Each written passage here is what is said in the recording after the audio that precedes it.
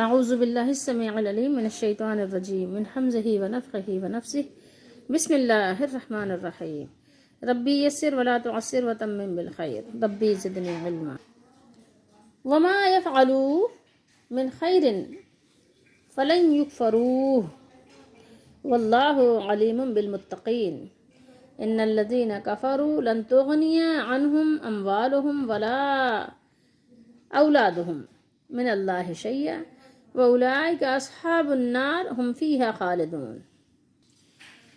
آیت نمبر 115 اور 116 دو آیتیں ہیں اور سورہ آل عمران ہے، چوتھا سپارہ ہے۔ وہ جو بھی بھلائی کریں گے اس کی ناقدری نہیں کی جائے گی۔ ماں بتا رہا ہے کہ نہیں، ایسا نہیں ہوگا۔ یفعلوا فعل یفعلوا سے یہ جمع کا صیغہ ہے، اور اللہ جانتا ہے پرہیزگاروں کو، خوب جانتا ہے۔ یہ علیمن کی جو تنوین ہے نا وہ بتا رہا ہے، ٹھیک ہے۔ اور چونکہ نون ساکن کے بعد با آ گیا تو یہ نون میم میں بدل جاتا ہے، اس کو ادغام کہتے ہیں، ٹھیک ہے۔ تو اللہ خوب جانتا ہے یہ علیمن، ٹھیک ہے۔ اللہ تعالیٰ خوب جانتا ہے، تھوڑا بہت نہیں جانتا، پورے طریقے سے، کامل طریقے سے اللہ جانتا ہے، ٹھیک ہے۔ تمہارے یعنی جو تم یعنی بھلے کام کرو گے تو اس کی ناشکری نہیں کی جائے گی، کفران نعمت نہیں ہے یہاں پر۔ اللہ غفور شکور ہے، وہ اللہ تعالیٰ بھلائیوں کو بہترین طریقے سے قبول فرمانے والا ہے، رد نہیں کرتا، تو وہ جانتا ہے کہ کون ہے بھلائی کرنے والے، ٹھیک ہے۔ پھر فرمایا کہ انا بے شک جن لوگوں نے کفر کیا، جتنے بھی کافر ہیں، جن لوگوں نے یعنی کفر اختیار کیا، انہیں ان کے مال اور ان کی اولاد اللہ سے ذرا بھی چھڑا نہ سکیں گے، بچا نہیں سکیں گے۔ من اللہ شیئن، کچھ بھی، شے کا اطلاق تو ایک ذرے پر بھی ہوتا ہے نا، ذرہ برابر بھی جو ہے وہ اللہ تعالیٰ کی بارگاہ میں ان کی کچھ بھی یعنی امداد رسی نہیں کر سکیں گے، اور وہ ہیں دوزخ والے۔ وَأُولَٰئِكَ أَصْحَابُ النَّارِ هُمْ فِيهَا خَالِدُونَ، یہ بھی نہیں کہ 2-4 دن 2-4 گھنٹوں کی بات ہے، بلکہ اس میں رہیں گے خالدون، ہمیشہ رہیں گے، ٹھیک ہے۔ وہ اس میں ہمیشہ رہیں گے کہ جنہوں نے ایسا کیا جو اللہ تعالیٰ نے بیان کیا۔ اللہ تعالیٰ نے یہاں بیان فرمایا کہ وَمَا يَفْعَلُوا مِنْ خَيْرٍ فَلَنْ يُكْفَرُوهُ، اور یہ لوگ جس طرح کی بھی نیکی کریں، جو بھی نیکی کریں، جس طرح کی بھی نیکی کریں گے، اللہ کے لیے کریں گے، اس کی رضا حاصل کرنے کے لیے کریں گے، دنیا کے لیے کریں گے، جو بھی کریں گے، لیکن اگر یہ مخلص ہیں اور اللہ کو راضی کرنے کے لیے کر رہے ہیں تو پھر کیا معاملہ ہوگا کہ ان کے جو یعنی نیک عمل ہیں ان کی ناقدری یا ناشکری نہیں کی جائے گی۔ یہ سمجھ لیجئے کہ وہ اللہ تعالیٰ کے ہاں ضائع نہیں ہوگی، بلکہ اللہ تعالیٰ اس کی پوری بہترین جزا عطا فرمائے گا۔ کیوں؟ اس لیے کہ واللہ علیم بالمتقین، متقی کون ہے؟ کون لوگ اللہ تعالیٰ کے لیے اپنے خواہشات کو ترک کر دیتے ہیں؟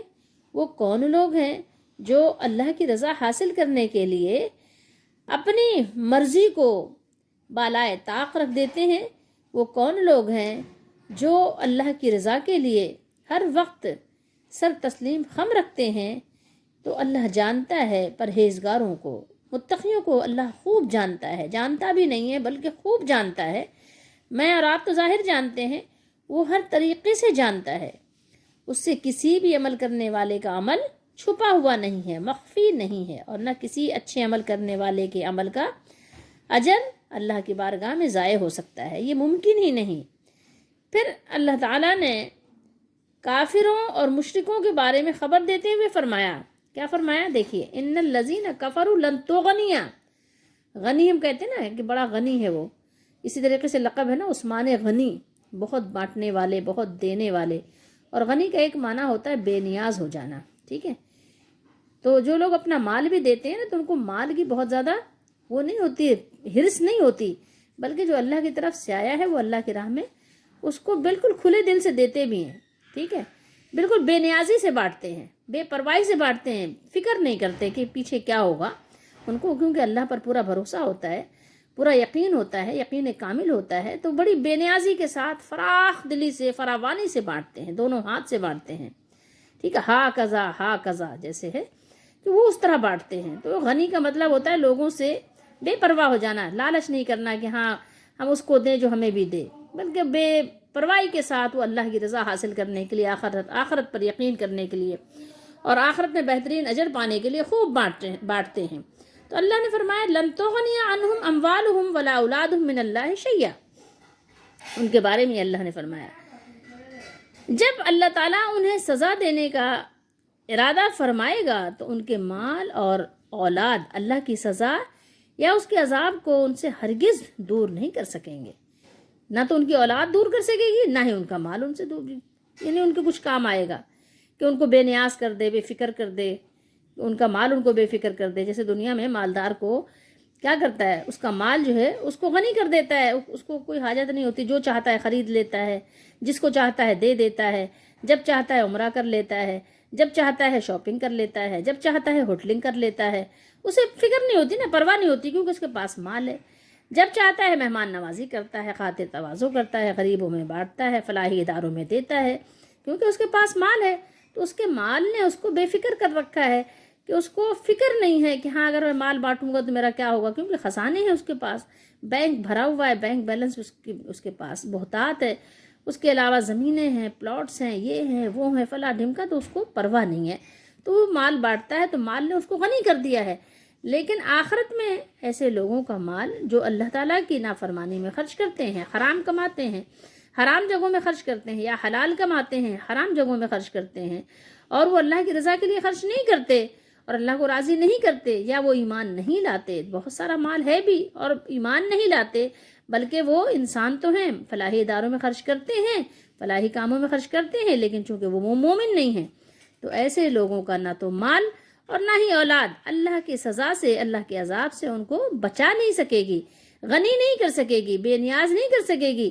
کہ قیامت کے دن بہت سے لوگ اللہ کے عذاب سے غنی ہوں گے، بے پرواہ ہوں گے، کیونکہ اللہ تعالیٰ نے ان کو اپنی رحمت کا مژدہ سنایا ہوگا. تو ان کو وہ ایک بڑی گھبراہٹ سے اللہ تعالیٰ کی رحمت نے بچا رکھا ہوگا.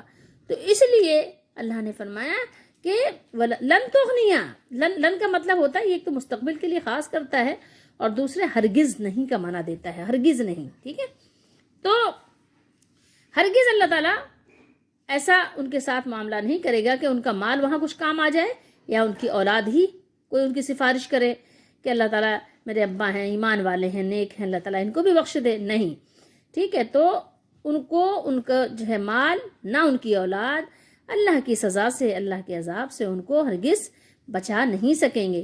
وَأُولَٰئِكَ أَصْحَابُ النَّارِ هُمْ فِيهَا خَالِدُونَ. اور وہی لوگ اہل دوزخ ہیں اور کہ ہمیشہ اسی میں رہیں گے. اگر ہم دوزخ کا ذکر کرتے ہیں تو بظاہر ایسا لگتا ہے کہ ایک عام سی بات ہے، زبان پر مطلب آ کر گزر گیا ایک لفظ، لیکن ذرا اس پر غور کریں تو اندازہ ہوگا. کہیں پر آگ لگی ہو اور وہاں آپ دیکھیں تو آپ کو اندازہ ہوگا کہ جب آگ لگتی ہے تو آگ کا کیا اس وقت منظر ہوتا ہے.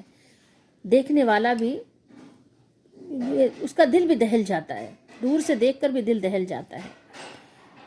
بہرحال اللہ تعالیٰ ہم سب کو اپنے حفظ و امان میں رکھے. آگ کا لفظ زبان سے ادا کرنا تو کچھ اور ہے، لیکن آگ کا منظر جو سامنے ہو اس کو دیکھ کر وہاں ٹھہرا رہنا وہ اور ہے، اور آگ کے اندر کسی کو داخل کر دیا جانا وہ اور معاملہ ہے. تو ذرا آپ اس پر غور کیجئے کہ یہ آگ کی بات ہے، کوئی معمولی بات نہیں ہے.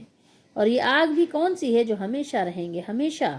اس نار کی بات ہوئی، ہمیشہ رہیں گے اس میں. کیا ہم میں سے کسی کی سکت ہے کہ وہ آگ ہم برداشت کر سکیں؟ اگر نہیں کر سکتے تو پھر وہ کام کریں جو آگ کا مالک ہے ہمیں اس سے بچا لے. اور فرمایا اللہ تعالیٰ نے کہ اولاد بھی ان کی کچھ کام نہیں آئے گی. دنیا میں ایک انسان کو اولاد کا سہارا ہوتا ہے، وہ کہے یا نہ کہے، لیکن بہرحال وہ امید وابستہ رکھتا ہے اپنی اولاد سے. بچپن میں ان کے ساتھ کھیلتا ہے، دل بہلاتا ہے، ٹھیک ہے، اپنا ٹائم اچھے سے اولاد کے ساتھ اپنے گزارتا ہے. ایک کھلونا ہوتے ہیں بچے. المال والبنون زینت الحیات الدنیا. سورہ کہف میں اللہ نے فرمایا کہ مال اور اولاد جو ہے دنیا کی زینت ہیں، اس میں کوئی شک نہیں ہے، ٹھیک ہے، لیکن یہ فتنہ بھی ہیں. لیکن بہرحال اولاد، بہت سی اولاد ایسی ہے جو اپنے ماں باپ کے کام آتی ہے، ٹھیک ہے، ان کے دکھ سکھ میں، ان کے بڑھاپے میں، ان کی بیماری میں، ان کے رنج و غم میں. اولاد ان کے لیے ایک بہت بڑا ڈھارس ہوتی ہے، ان کے لیے اولاد کا ایک سرمایہ ہوتی ہے، ایسڈ ہوتی ہے. لیکن یہی اولاد آخرت میں اگر نیک بھی ہو، اگر یہ اولاد کامیاب بھی ہو آخرت میں، اگر یہ جنتی بھی ہو، اور والدین کا معاملہ دوسری طرف ہو، والدین کا خاتمہ ایمان پر نہ ہوا ہو، تو یہ اولاد والدین کے کچھ بھی کام نہیں آ سکتی. من اللہ شیء، اللہ کی بارگاہ میں ایک ذرہ برابر کام نہیں آ سکتی. ہاں اگر اولاد نیکوکار ہے، والدین اگر گنہگار ہیں، ایمان والے ہیں، تو یہ اولاد کچھ نہ کچھ کام آ سکتی ہے. لیکن جو اللہ نے صورت بتائی ہے کہ جو لوگ ایمان والے نہیں، جنہوں نے کفر کیا، پہلے اللہ نے بتا دیا کیا، کفر کی بات پہلے کر دی ہے، پھر اس کے بعد ساری باتیں ہیں. اصل بات ہے کفر اور شرک، اس سے اپنے آپ کو بچانا ہے. آپ نے کفر کسی بھی طرح کا کفر ہو، اور شرک تو آپ جانتے ہیں اللہ تعالیٰ کے ساتھ شریک ٹھہرانا ہو. چاہے آپ درخت کو شریک ٹھہرا دیں، ٹھیک ہے، چاہے پتھر کو شریک ٹھہرائیں، چاہے قبر کو شریک ٹھہرائیں، یہ شرکت یکساں ہے، برابر ہے. ٹھیک ہے، کسی بھی چیز کو آپ شریک نہیں ٹھہرا سکتے. ایون یہ کہ آپ اگر کہیں نبی علیہ السلام کو بھی اللہ تعالیٰ کے برابر نہیں کر سکتے. کسی بھی چیز کو، کسی کو بھی، مخلوق میں کسی شے کو بھی اگر اللہ کے برابر کہیں گے، اس کو شرک کہتے ہیں.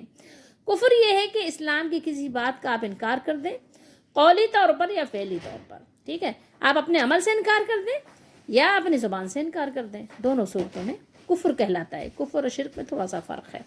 لیکن کسی بھی طرح کا کفر کر کے جو انسان جائے گا دنیا سے، تو اس کے لیے نہ اس کا مال اس کو غنی کرے گا، نہ اس کی اولاد اسے کچھ بھی اللہ تعالیٰ کی بارگاہ میں کام آ سکے گی. اللہ کی بارگاہ میں اعمال کا، قبولیت کا جو مقام ہے، جو مرتبہ ہے، جو درجہ ہے، وہ ہے ایمان کے ساتھ. ایمان کے بغیر کچھ بھی نہیں. ایک اصول ہے اللہ تعالیٰ کے دین کا، اسلام کا ایک اصول ہے. جیسے لوگوں کی اپنی کمپنیوں کے، اپنے اداروں کے ایک اصول ہوتے ہیں، ایک قانون ہوتا ہے. اسی طرح کسی بھی ادارے میں آپ چلے جائیں، ٹھیک ہے، ایک چھوٹی سی میں مثال آپ کو دوں. ایک پارلر بنایا جاتا ہے نا، بیوٹی، جہاں سے آپ کی اپنی بیوٹی لیتے ہیں آپ کسی بھی طرح کی. اب آپ بتائیں کہ وہاں کے بھی اصول ہوتے ہیں. جو جا کے پیمنٹ کرتا ہے اسی کو وہ سروس دیتے ہیں. جو پیمنٹ نہیں کرتا وہ لاکھ جا کر کہے لیکن اس کو سروس نہیں دی جاتی. ہر ایک کے الگ الگ رول ہوتے ہیں. ٹھیک ہے، آپ اتنی پیمنٹ کریں گے تو آپ کو یہ والی سروس ملے گی، یہ ملے، مطلب ہر ایک کا ایک رول ہوتا ہے. تو اسلام کے جب اس کے رول کی بات آتی ہے تو سب بڑے فراخ دل ہو جاتے ہیں کہ نعوذ باللہ استغفر اللہ، اللہ تعالیٰ کو تو یوں بھی کرنا چاہیے، اللہ تعالیٰ کو تو یوں بھی کرنا چاہیے. اللہ کو مشورے دینے لگ جاتے ہیں.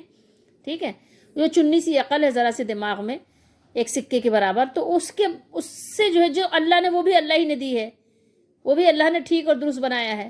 اگر اس میں بھی ذرا سا ایک تار میں بھی ذرا کمی بیشی ہو جائے تو وہ بھی ساری عقل دھری کی دھری رہ جاتی ہے. ایسی حرکتیں انسان کرنے لگ جاتا ہے کہ دوسرے جو ہے انسان بھی دیکھ کر جو ہے تعجب خیز انداز میں جو ہے ایک ٹھٹک کے رہ جاتے ہیں.